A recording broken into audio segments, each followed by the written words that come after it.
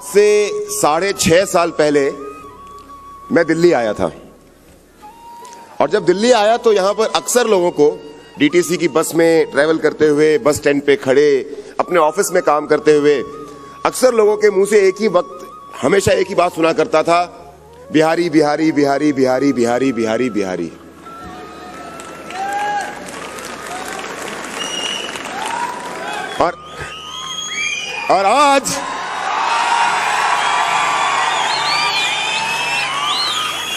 और आज मैं उन सभी लोगों को कहना चाहता हूं, एक बिहारी हजारों पे भारी।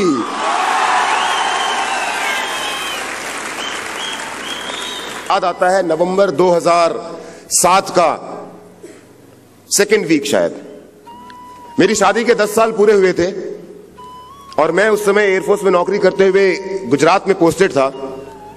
शादी के समय में क्योंकि इतने पैसे थे नहीं कि हम हनीमून मनाने के लिए जा सके, आज तो देखता हूं कि, और उसमें हनीमून का कल्चर भी नहीं था सच में कहा जाए तो जब शादी के 10 साल पूरे हुए तो मेरी धर्मपत्नी मिसेस अलका मिश्रा मुझसे कहती हैं, अजी सुनते हैं। मैंने कहा हाँ बोलो क्या। बोला शादी के बाद तो कहीं घूमने लेके गए नहीं, सीधे किचन में घुसा दिया।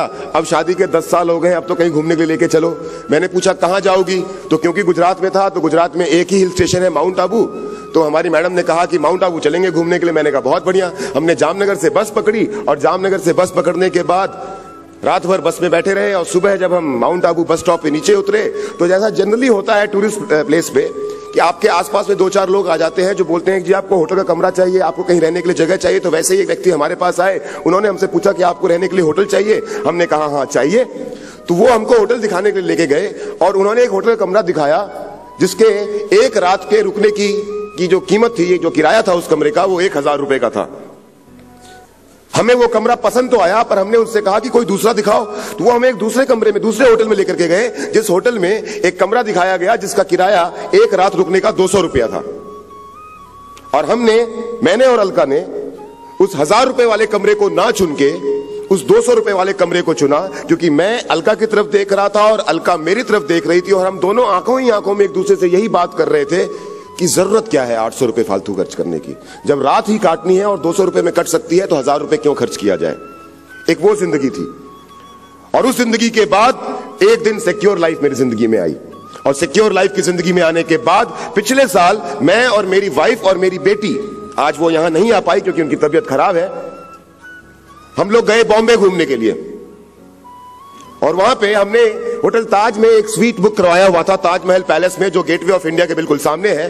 और उस स्वीट का किराया जो था एक दिन का था 39,000 रुपए का, 39,000 रुपीज फॉर अ नाइट।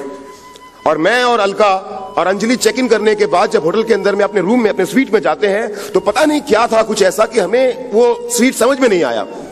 तो मैंने फिर से अलका की तरफ देखा और अलका ने मेरी तरफ देखा और हम दोनों ने आंखों में बातें की और हमें समझ में आ गया कि हमें इससे बेहतर कमरा चाहिए। तो जो हमारे साथ रिलेशनशिप मैनेजर था उससे हमने कहा कि नहीं, we want a better room. तो उसने बोला कि सर हम आपको डॉल्फिन स्वीट ऑफर करते हैं। मैंने कहा वेरी नाइस, आप मुझे दिखाइए वो डॉल्फिन स्वीट कहां पर है। तो वो Taj Mahal palace, one of the finest, one of the best hotel of India के डॉल्फिन स्वीट में लेके गया। और स्वीट में जाने के बाद हम दोनों का दिल खुश हो गया। 2 bedroom, study, dining area, drawing room, terrace, सब कुछ था हमारे उस कमरे के अंदर में। और हर जगह पे 52 इंच की पली बड़ी सी 3D LED टीवीज लगी देख करके हमारा दिल खुश हो गया। हमने कहा जी हम इस कमरे में रहेंगे। और इस कमरे में रहने के डिसीजन करने के बाद जब हमने उस कमरे का किराया पूछा तो पता चला कि उस कमरे का किराया 1.25 लाख रुपए रात का है, एक रात रुकने का 1.25 लाख रुपया। और फिर एक बार मैंने अलका की तरफ देखा और अलका ने मेरी तरफ देखा और इस बार हमारे मुंह से जो बात निकली वो ये थी कि 1.25 लाख रुपया एक रात के किराया, दिक्कत क्या है, सिक्योर लाइफ है ना साथ में हमारे।